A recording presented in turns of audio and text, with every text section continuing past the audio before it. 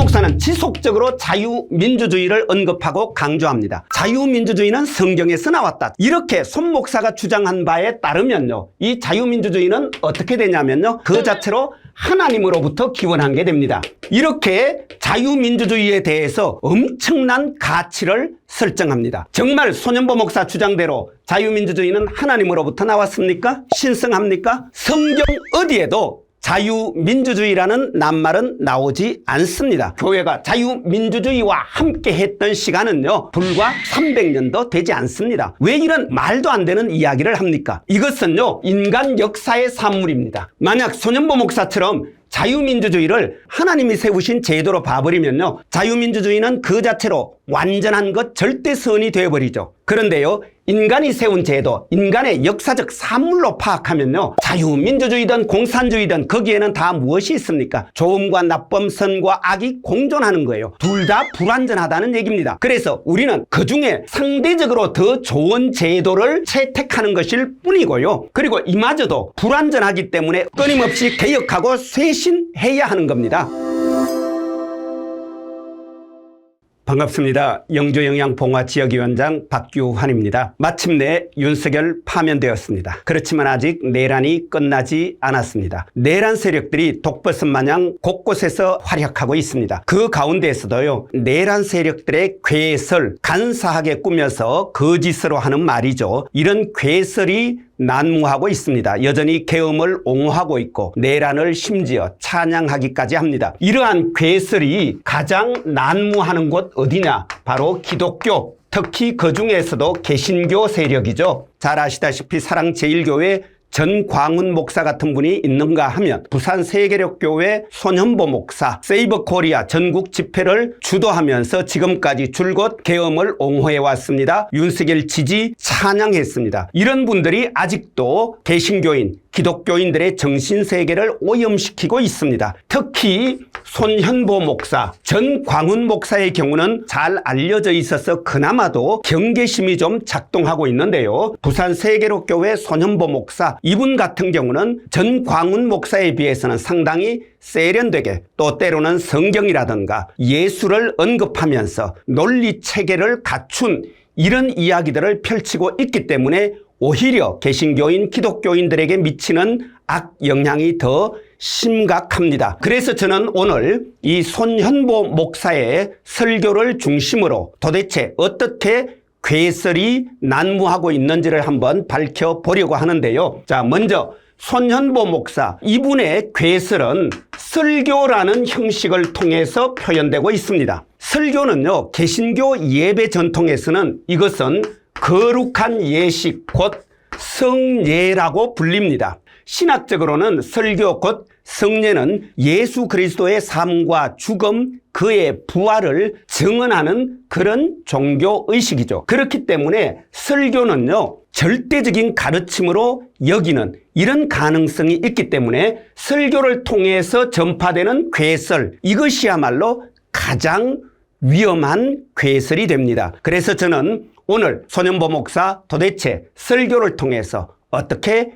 괴설을 이야기하고 있는지를 보여드릴 텐데요. 저는 이 시간을 통해서 특히 기독교인, 개신교인 여러분들께 간절히 부탁드리고 호소합니다. 로마서 12장이죠. 2절을 한번 꼭 보시기 바랍니다. 하나님의 선하시고 기뻐하시고 온전한 뜻이 무엇인지 분별하도록 하라. 지금이야말로 분별이 필요할 때입니다. 개신교인, 기독교인들은 하나님의 뜻이 무엇인지를 살펴보십시오. 설교라고 해서, 목사의 이야기라고 해서 무조건 아멘 하시면 큰일 납니다. 왜? 하나님의 뜻에서 벗어날 수 있기 때문입니다. 오늘 저와 함께 나누는 이 이야기가 하나님의 뜻이 무엇인지, 온전한 뜻이 무엇인지를 분별하는 계기가 되었으면 합니다.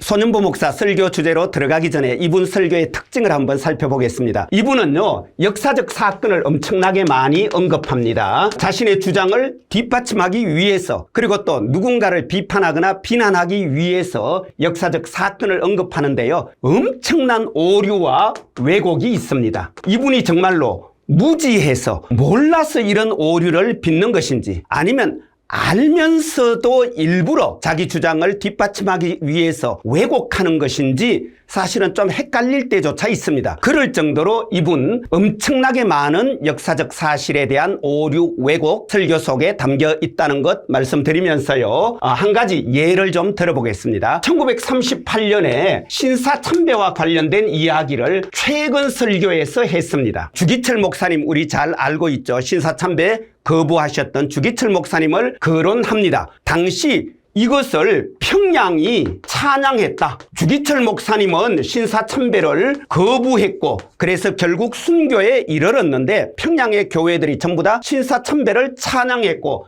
그 결과 하나님의 심판을 받았다. 그래서 오늘날 보라, 평양을 교회가 하나도 없다. 이런 식의 주장을 펼칩니다. 그런데요, 정말 저는 깜짝 놀랐습니다.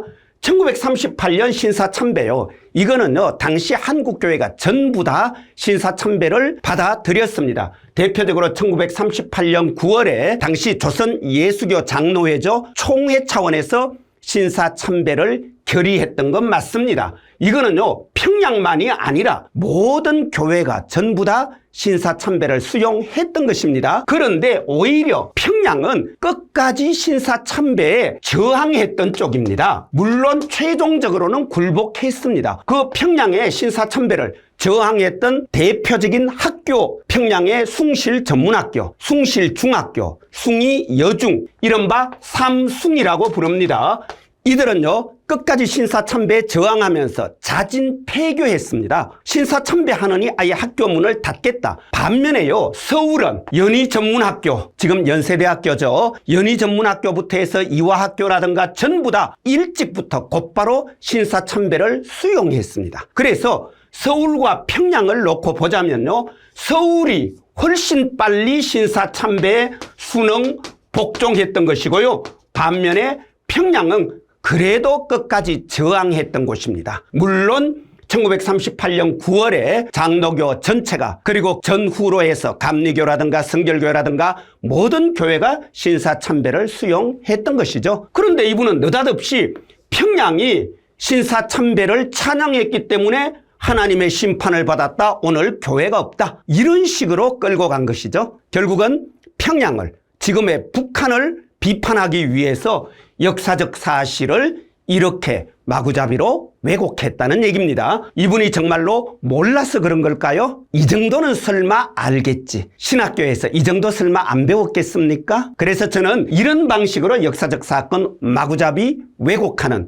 이런 설교 정말 위험하다. 그리고 또 하나는요, 이분이 정교 분리에 대한 이야기를 많이 합니다. 교회는 정치에 간섭하지 말라, 이런 식으로 말했다. 누가? 이거를요, 조선 총독부가 이런 이야기를 했다. 교회는 정치에 개입하지 마라, 조선 총독부의 논리를 지금은 누가 가져왔나? 좌파들이 사용하고 있다. 그래서 좌파들이 자기들어 교회는 정치에 개입하면 안 되는데 손연보 목사 당신은 왜 자꾸 정치적 발언하느냐, 이렇게 자기를 비판하고 있다, 이런 주장을 하고 있습니다. 정교 분리 원칙에 대한 자세한 이야기는 나중에 다루기로 하고요. 근데 일단은 이런 주장이 과연 역사적 사실에 부합하느냐? 아닙니다. 정교 분리는요, 1901년 9월에 장로교 선교공의회라고 합니다. 이거는요, 선교사들의 모임입니다. 장로교 선교공의회에서 정교 분리 원칙을 채택했습니다. 교회가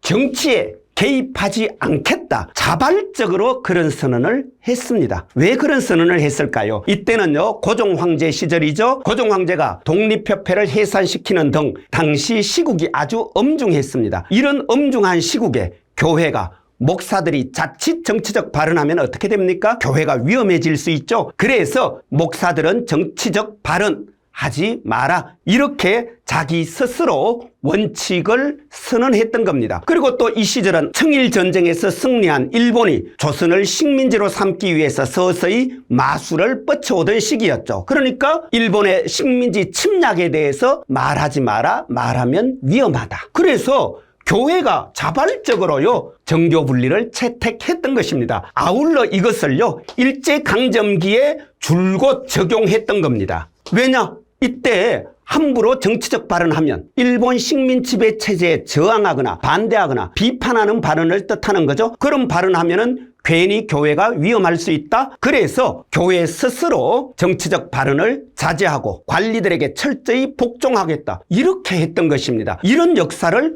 왜곡하면 안 됩니다. 정교 분리는요, 국가가 먼저 교회를 향해서 강요한 것이 아닙니다. 교회 스스로 정교 분리 원칙을 선택했고 식민 지배 체제에 이어서 계속 자행되었던 독재 체제, 여기에 대한 비판, 반대, 저항을 무마시키고 그것을 억제하는 논리로 정교 분리를 교회가 스스로 계속 사용해 왔던 것이죠. 좌파들이 정교 분리를 주장하지 않았습니다. 손윤보 목사가 말하는 좌파들은요, 오히려 독재 시대 때 교회가 그리고 목사들이 종교인들이 양심에 기대어서 혹은 자신이 믿는 하나님 거기에 신앙에 기대어서 적극적으로 독재 체제를 향해서 비판하고 저항하는 이런 흐름에 동참했죠. 언제 좌파가 정교 분리를 이야기했습니까? 자, 이런 식으로 손윤보 목사의 설교에는요, 역사적 사건, 역사적 사실을 자신의 주장 뒷받침하는 논거로서 사용을 하고 있는데 대부분의 경우는요, 왜곡이 이루어지고 있다는 것. 그래서 제가 손윤보 목사 설교 듣는 우리 교인들에게 부탁드리는 겁니다. 제발 분별해 주시기 바랍니다. 교회사와 관련된 이야기뿐만 아니라 정치적 사건에 대해서도 마찬가지입니다. 손윤보 목사는 지속적으로 정치적 사건을 언급하고 있습니다. 여기서도 엄청난 사실 왜곡이 이루어지고 있습니다. 대표적으로 탄핵 이야기를 합니다. 탄핵 때문에 민주당이 주도하는 국회가 행정부 인사들을 지속적으로 이른바 줄 탄핵했기 때문에 계엄할 수밖에 없었다라고 얘기하면서 29번이나 탄핵을 했다. 그런데 어떻게 계엄하지 않을 수 있느냐? 이렇게 얘기한단 말이에요. 근데요, 실제로 최근까지 국회가 탄핵 소추한 건수 다 합쳐봤자 13건이고요. 계엄 이전에는 5건밖에 안 했습니다. 그런데 자꾸 이거를 29번이라고 막 던지십니다. 이진숙 방통위원장의 경우에는 취임도 안 한 사람을 탄핵하는 이런 무지막지한 것이 국회이고 민주당이다. 이런 식으로 자꾸 말씀하세요. 그런데요, 이진숙 위원장 임명된 당일날 법 취지 무시하고 2사람밖에 없는 위원회에서 KBS 이사 출전 결정했습니다. 그래서 국회가 탄핵한 겁니다. 어떻게 상식적으로요, 취임 안 한 사람을 어떻게 탄핵할 수 있습니까? 근데 그런 말을 막 던지세요. 이런 식으로 자꾸 사실 왜곡합니다. 사실 왜곡뿐만 아니라요, 다 아는 사실을 감추기까지 합니다. 대표적으로요, 손윤보 목사님 시민 저항권에 대한 이야기를 하십니다. 이 시민 저항권이라는 것의 헌법적 근거가 뭐냐? 불의에 항거한 4.19 민주 이념을 계승한다.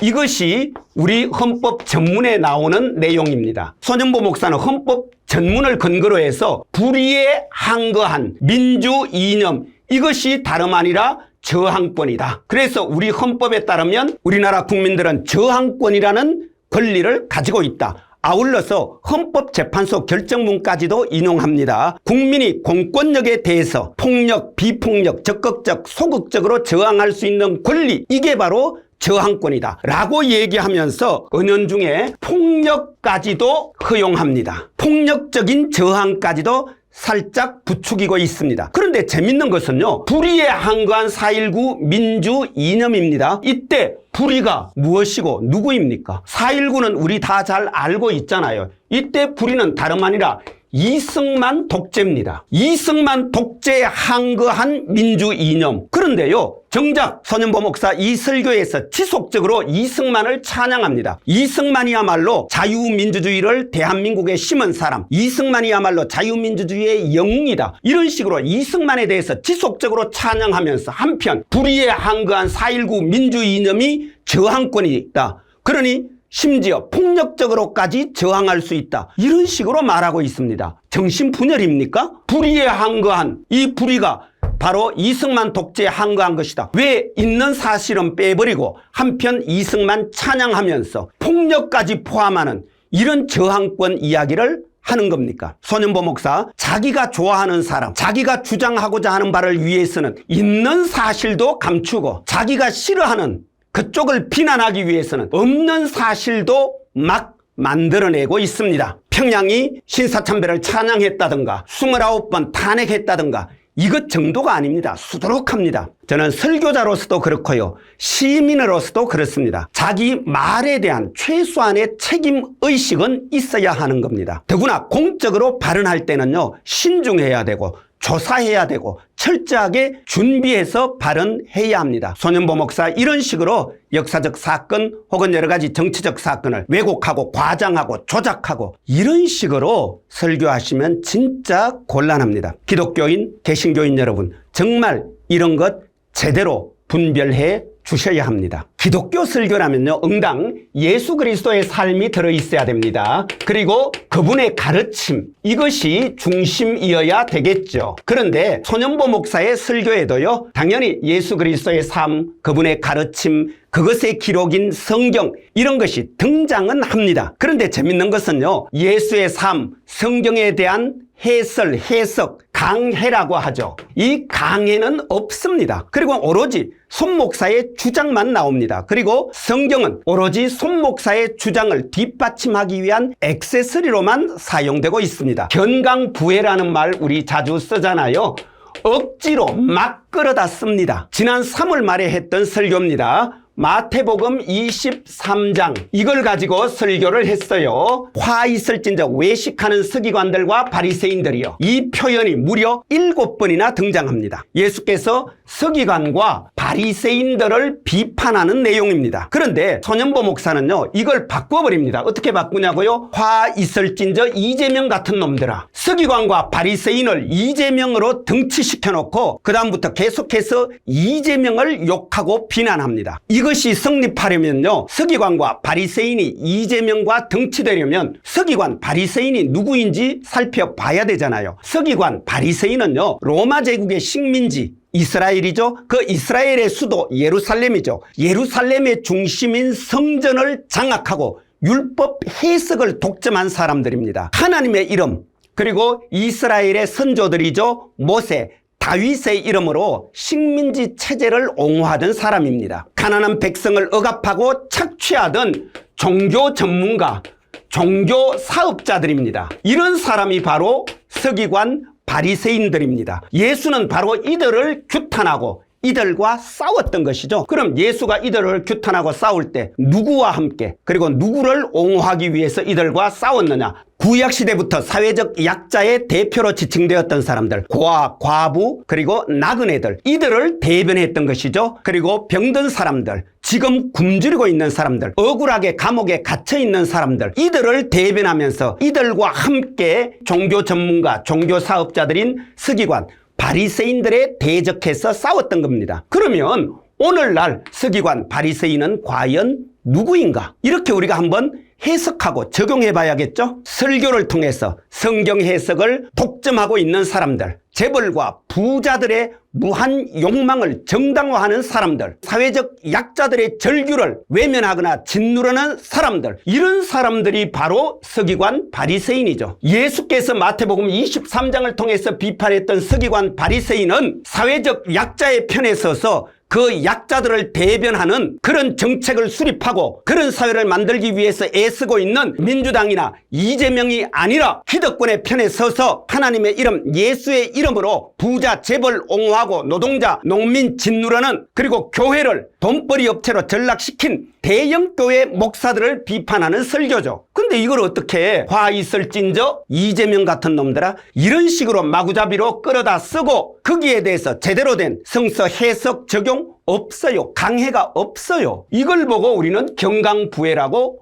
부르는 거죠. 손현보 목사 설교 이런 식으로 예수와 성경에 대한 제대로 된 해석 강해 없이 자기 멋대로 경강부회식으로 그렇게 성경 막 끌어다 쓰고 있습니다. 이런 식으로 설교하면 정말 큰일 납니다. 그럼 손현보 목사 설교 요지는 무엇인가? 손 목사의 모든 설교를 가로지르는 주제어가 하나 있습니다. 그건 바로 자유민주주의입니다. 손 목사는 지속적으로 자유민주주의를 언급하고 강조합니다. 자유민주주의는 성경에서 나왔다. 자유민주주의는 하나님이 주신 정치체제다. 이렇게 손 목사가 주장한 바에 따르면요, 이 자유민주주의는 어떻게 되냐면요, 그 자체로 하나님으로부터 기원한 게 됩니다. 하나님으로부터 기원되었다는 얘기는요, 자유민주주의는 결국은 신성을 띈다. 절대선, 지고지선한 것이 됩니다. 자유민주주의는 하나님이 제정하신 제도입니다. 이렇게 자유민주주의에 대해서 엄청난 가치를 설정합니다. 그리고는 그 대척점에는 공산주의를 둡니다. 공산주의는 성경에서 나오지 않았다. 공산주의는 사람을 죽인다. 공산주의에서는 교회가 살 수 없다. 교회도 사람도 공산주의와는 공존할 수 없다. 이렇게 이야기합니다. 정말 손연보 목사 주장대로 자유민주주의는 하나님으로부터 나왔습니까? 신성합니까? 성경 어디에도 자유민주주의라는 낱말은 나오지 않습니다. 성경 66권 1189장 어디에도 자유민주주의라는 낱말은 없습니다. 교회가 자유민주주의와 함께 했던 시간은요, 불과 300년도 되지 않습니다. 그러면 자유민주주의 없던 그 시절에 교회는 어떻게 있었습니까? 왜 이런 말도 안 되는 이야기를 합니까? 자유민주주의든 공산주의든 그 어느 것도요, 하나님으로부터 기원된 것 아닙니다. 이것은요, 인간 역사의 산물입니다. 그리고 성경 베드로전서 2장 14절을 한번 보세요. 뭐라고 표현합니까? 인간이 세운 제도, 국가를 비롯해서 이 모든 것은 인간이 세운 제도다. 베드로전서 2장 13절입니다. 하나님께서 주신 것이 아닙니다. 신성한 것 아니라는 얘기입니다. 만약 손연보 목사처럼 자유민주주의를 하나님이 세우신 제도로 봐버리면요, 결국 자유민주주의는 어떠한 결함도 있을 수 없습니다. 자유민주주의는 그 자체로 완전한 것, 절대선이 되어버리죠. 그런데요, 인간이 세운 제도, 인간의 역사적 산물로 파악하면요, 자유민주주의든 공산주의든 거기에는 다 무엇이 있습니까? 좋음과 나쁨, 선과 악이 공존하는 거예요. 둘 다 불완전하다는 얘기입니다. 그래서 우리는 그중에 상대적으로 더 좋은 제도를 채택하는 것일 뿐이고요. 그리고 이마저도 불완전하기 때문에 어떻게 해야 됩니까? 끊임없이 개혁하고 쇄신해야 하는 겁니다. 그런 대상이 자유민주주의고 공산주의인 거죠. 기독교 신앙은요, 하나님 이외의 어떤 것도 신성시하지 않습니다. 절대화하지 않습니다. 하나님 외에 그 무엇도 하나님 앞에서는 전부 다 상대적인 것일 뿐이죠. 불완전한 것일 뿐이고요. 그래서 이런 식으로 자유민주주의를 절대선, 완전선, 지고지선으로 파악하는 손연보 목사의 관점은요, 이런 걸 보고 우리는 우상숭배라고 하는 겁니다. 하나님 아닌 것을 하나님인 양 높이 받드는 것, 이게 바로 우상숭배죠. 저는 손연보 목사의 설교는 그야말로 전형적인 우상숭배다. 우상을 숭배하도록 지금 기독교인, 개신교인들을 가르치고 있다. 심각합니다. 반성경적입니다. 이런 설교를 지금 하고 있는 것입니다. 그렇다면 손 목사가 이렇게 하나님처럼 우상 숭배하듯 하는 그 자유민주주의는 도대체 무엇인가? 저는요, 손 목사가 자유민주주의의 내용을 말하는 걸 들어본 적이 없습니다. 다시 말하면 손 목사의 자유민주주의는 실체가 없습니다. 그리고 중간중간 손 목사가 자유민주주의와 관련된 이야기를 할 때 가만 들어보면요, 이 자유민주주의는 돈 벌 자유, 돈 쓸 자유입니다. 그리고 돈 빼앗기지 않을 권리, 이걸 이야기하고 있습니다. 그래서 손 목사의 자유민주주의는요, 철저히 무한 경쟁, 그리고 약육강식, 그리고 우성열패, 이런 내용을 포함하고 있습니다. 이건요, 전형적으로 이걸 사회 진화론의 시각입니다. 손 목사님, 진화론 엄청나게 혐오하고 싫어하시죠? 그런데 정작 본인은 사회 진화론의 시각을 말하고 있습니다. 누구든지 경쟁에서 이기는 사람, 이 사람이 최고다. 이긴 사람, 그 사람이 돈 벌 자유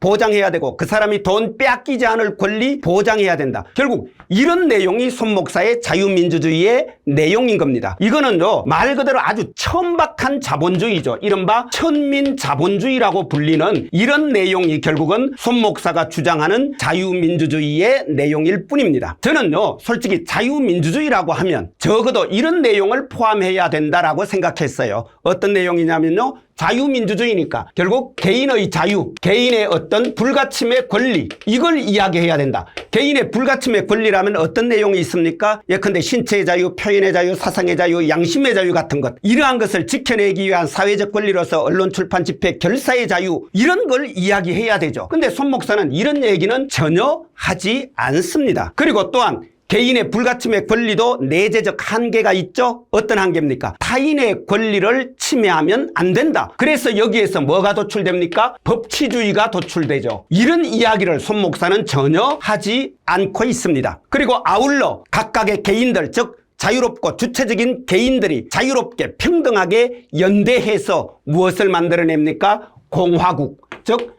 민주공화국을 만들어내는 것이죠. 이런 내용을 손 목사는 이야기하지 않습니다. 그래서 손 목사의 자유민주주의 안에는요, 개인의 자유, 그것도 이러한 인간 존엄성과 관련된 기본적 자유는 빼버린 철저히 돈 벌 자유 수준의 아주 천박하고 축소된 자유만 있고 결정적으로 민주주의는 없습니다. 그러다 보니까 소년보는요, 자유민주주의를 상징하는 인물, 자유민주주의를 대표하는 인물로 어떤 사람을 이야기하느냐? 이승만을 이야기합니다. 이승만이 자유민주주의를 가져다 줬다. 그리고 이명박을 이야기합니다. 박근혜를 이야기합니다. 그리고 심지어 윤석열을 이야기합니다. 그래서 이 사람들이야말로 자유민주주의의 전사이고 영웅이다, 이렇게 찬양하고 있습니다. 그런데 이 사람들은 솔직히 어떤 사람들입니까? 이 사람들 한결같이 독재, 전제, 전체주의에 어울리는 사람들 아닙니까? 사실은 자유민주주의의 상대어가 뭡니까? 그게 솔직히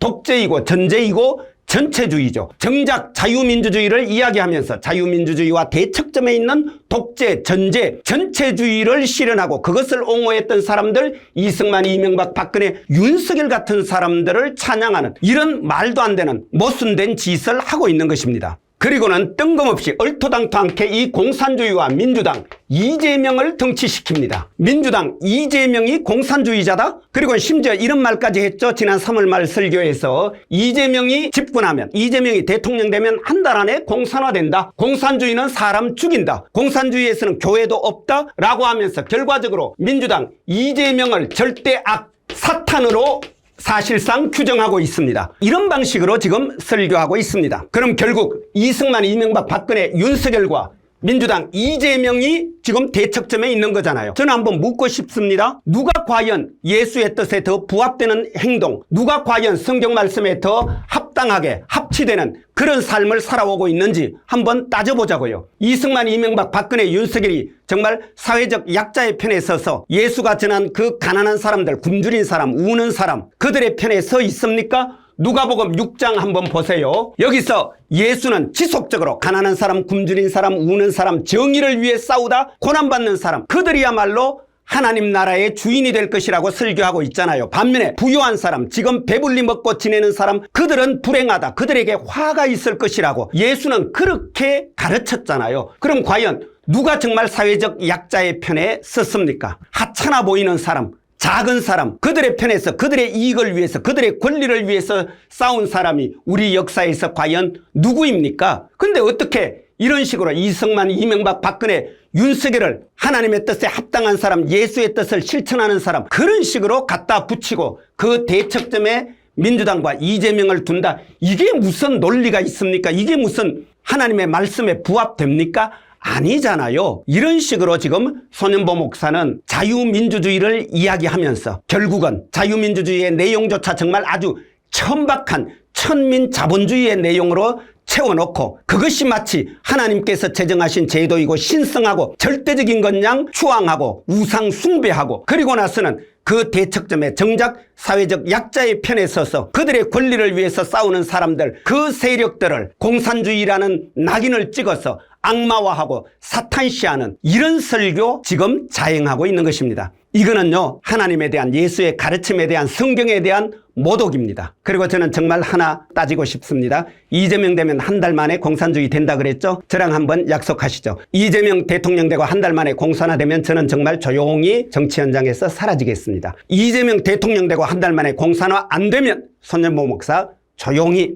목회 현장에서 사라지십시오. 그 정도는 자기 말에 대해서 책임질 줄 알아야 하지 않겠습니까? 손연보 목사 설교에서 정교분리 이야기 자주 합니다. 손연보 목사는 정교분리를 이렇게 얘기합니다. 정교분리의 참뜻은 국가가 교회에 간섭하지 말라는 것이다. 국가 권력이 교회 활동에 개입하는 것, 금지하는 것, 그것이 바로 정교분리다. 그런데 이 정교분리를 조선총독부가 왜곡했다. 교회가 국가에 개입하지 말라, 이렇게 뒤집었고 이것을 오늘 좌파가 가지고 와서 사용하고 있다. 그리고 교회들어 정치에 개입하지 말라고 자가를 물리고 있다, 이런 식으로 말씀하고 있죠. 그런데요, 손연보 목사님 정말 교회사 제대로 배우신 거 맞습니까? 언제 정교분리가 그런 식으로 출발했습니까? 손연보 목사님 말씀대로요, 정교분리가 미국에서 출발한 건 맞습니다. 그런데 미국에서 처음 출발할 때 두 가지 흐름이 있었잖아요. 미국은 아시다시피 청교도들, 영국에서 종교 탄압받았던 청교도들이 건너와서 세운 나라죠. 그래서 이 청교도들은 종교의 자유에 엄청나게 민감합니다. 종교의 자유를 위해서는요, 국가가 교회, 국가가 개인의 신앙에 간섭하면 안 된다. 국가의 종교적 중립성에 관심을 가졌던 거죠. 그래서 개인의 종교의 자유와 국가의 종교적 중립성, 이것이야말로 정교 분리의 참 뜻이었고요. 다만 여기서 개인의 종교의 자유, 교회를 보호하는데 좀 더 관심을 가졌던 사람, 바로 로저 윌리엄스 같은 사람들이죠. 왜냐하면 이들은 종교 탄압 받았을 때 국가가 교회에 간섭했잖아요. 국가가 개인의 신앙을 억압했잖아요. 그렇기 때문에 국가로부터 개인의 종교적 자유를 보호하려는 취지가 더 강했고, 반면에 미국 건국의 아버지라고 부르는 사람들이 있죠. 토마스 제퍼슨이라든가 제임슨 메디슨 같은 사람들, 이른바 계몽주의자들이잖아요. 이분들은 중세 신정 체제를 봤잖아요. 교회의 간섭으로부터 국가를 보호하려는 취지가 더 강했겠죠. 그래서 그들은 교회와 국가 사이에 엄격한 분리의 벽을 세워야 된다. 그래서 교회 국가의 분리, 즉 정교 분리를 얘기했던 겁니다. 그래서 정교 분리는요, 두 가지 뜻이 다 있는 겁니다. 손 목사 주장대로 단순히 국가는 교회에 개입하지 말라 이것만이 아니고요. 다시 말하면 특정 종교의 이념으로 국가를 운영하려고 해서는 안 된다. 아울러 특정 종교의 조직, 교회 조직에 기대어서 국가를 통치하려고 해서도 안 된다. 그래서 개인에게는 무한한 종교의 자유, 신앙의 자유를 부과하되 국가는 종교적 중립성을 지켜라. 신정정치 이런 거 포기해라 라고 하는 것이 바로 정교분리의 참뜻이죠. 그런데 손현보 목사 툭하면은 신정정치 주장하시잖아요. 392년 기독교가 로마 제국의 국교가 된 것 손현보 목사님 좋아하셨잖아요. 이제 국교가 됨으로써 나라의 법으로 모든 사람들이 기독교 신앙 갖게 했고, 그리고 모두 다 일요일 주일에는 쉬면서 오직 기독교 예배만 드리게 한 것, 이런 것 손현보 목사님 참 바람직한 현상으로 소개했잖아요. 그런데 사실은 많은 교회 사가들이 콘스탄티누스의 전환, 그리고 테오도시우스 황제 때 기독교가 로마 제국의 국교가 된 것, 이것이야말로 이제 교회가 국가의 보호를 받으면서 기득권 체제에 편입한 것으로 보고 기독교 정신의 쇠락이고 타락이다 이렇게 주장하는데, 정작 손현보 목사님은 기독교의 국교화, 기독교를 통해서 국가를 다스리는 신정정치 이런 것 계속 주장하셨잖아요.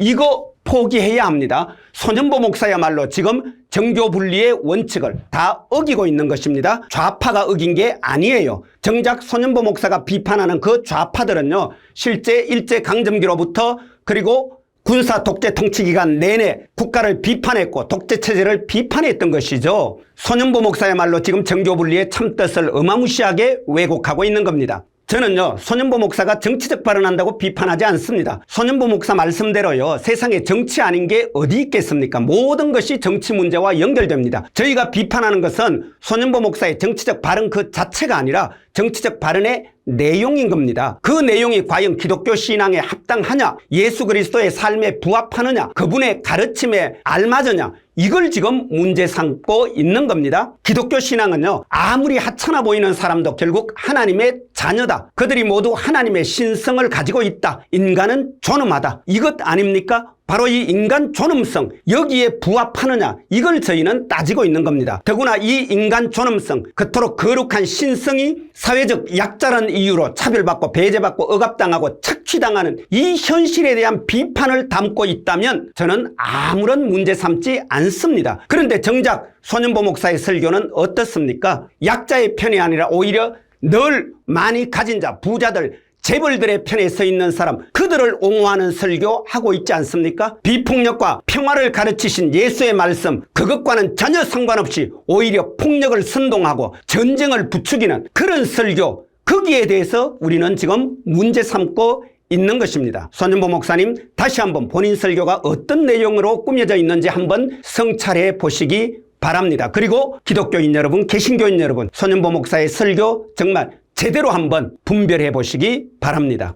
제가 손현보 목사의 설교를 듣고 있으면요, 그분의 설교는 한마디로 저주 설교입니다. 저주의 말들이 난무하고 있습니다. 그분은 계속해서 이재명과 민주당을 저주하고 있습니다. 그러면서 이렇게 합리화합니다. 구약시대 선지자들도 끊임없이 저주의 발언을 했다. 예수도 누군가를 저주하는, 특히 서기관과 바리새인을 저주하는 말씀 많이 하셨다. 나도 그렇다고요. 그런데 한번 따져봅시다. 예수의 저주, 구약시대 예언자의 저주는 누구를 향한 것이었습니까? 기득권층, 사회적 약자들을 억압착취, 배제, 차별하는 그런 말씀을 하셨죠. 근데 손연보 목사님의 저주는 누구를 향하고 있습니까? 사회적 약자를 지금 향하고 있지 않습니까? 예수는요, 사회적 약자를 향해서 한없는 연민, 자비, 동정심을 가졌고 그들과 자신을 동일시했습니다. 그런데 손 목사님은 부자들, 가진 자들, 기득권층과 자신을 동일시하고 있습니다. 이승만, 이명박, 박근혜, 윤석열과 자신을 동일시하면서 그들에 의해서 차별받고 소외된 이들은 손연보 목사의 시각에는 없습니다. 이것이야말로 손연보 목사가 가진 설교의 가장 큰 문제이죠. 그래서 저는 손연보 목사에게 이 말씀을 돌려드리고 싶습니다. 마태복음 23장 13절이죠. 화 있을진저 외식하는 서기관들과 바리새인들이여, 너희는 천국문을 사람들 앞에서 닫고 너희도 들어가지 않고 들어가려 하는 자도 들어가지 못하게 하는도다. 손연보 목사님 자신뿐만 아니라 다른 사람들, 종교적 위로를 얻기 위해서 정말로 진지하게 자신의 삶을 성찰하면서 더 아름답게, 더 행복하게, 더 존엄하게 살아보기 위해서 교회를 찾아온 성도들, 그들조차도 천국에 들어가지 못하게 가로막고 있는 사람, 바로 손연보 목사 자신이 아닌지 진지하게 마태복음 23장 13절 한 번 더 읽어보시기를 권합니다. 사실 특정한 종교인, 더구나 설교를 비판하는 것 그렇게 유쾌한 일은 아닙니다. 그렇지만 앞서 말씀드렸듯이 손연보 목사의 이 괴설이 기독교인들을 오염시키는 그 정도가 너무 심하기에 어쩔 수 없이 손연보 목사의 설교를 한번 문제 삼아 봤습니다. 제가 말씀드린 이 내용이 하나님의 뜻을 오롯이 분별하는 데 좋은 재료가 되기를, 그리고 우리 사회가 괴설이 아니라 좀 더 건강한 담론으로 소통하는 그런 사회를 만들어가는데 좋은 재료가 될 수 있기를 소망해 봅니다. 고맙습니다.